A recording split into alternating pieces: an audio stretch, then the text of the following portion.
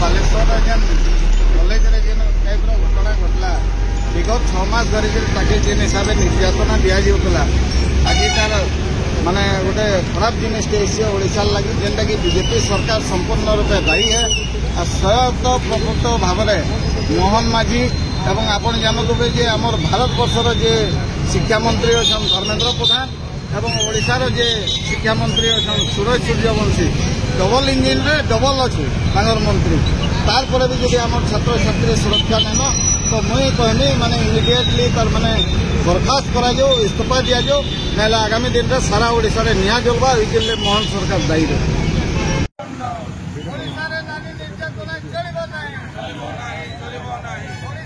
नारी निर्यातना चलिब नहीं।